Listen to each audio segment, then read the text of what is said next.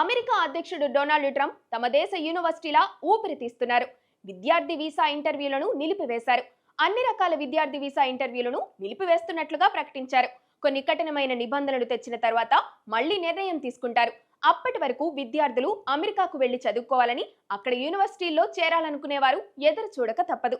అమెరికాకు చదువు కోసం వచ్చేవారి వ్యవహారం ట్రంప్ అన్ని పరిశీలించాలని నిర్ణయించారు.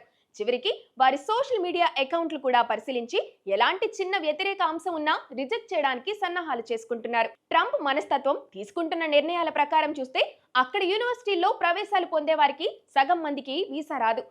మిగిలిన సగం మంది ఇన్ని ఆంక్షల మధ్య అక్కడకు పోయి చేసేదేముంది అంటూ సైలెంట్ గా ఉండే అవకాశాలు కనిపిస్తున్నాయి. భారతీయ విద్యార్థులు అమెరికాకు పెద్ద ఆదాయ వనరు.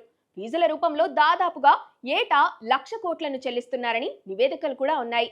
ఇక భారతీయ విద్యార్థులు అక్కడ ఆర్థిక వ్యవస్థకు తమదైన కాంట్రిబ్యూషన్ కూడా ఇస్తున్నారు. ఇప్పుడు ఇలాంటి వాటన్నింటి మీద ట్రంప్ బండ వేస్తున్నారు.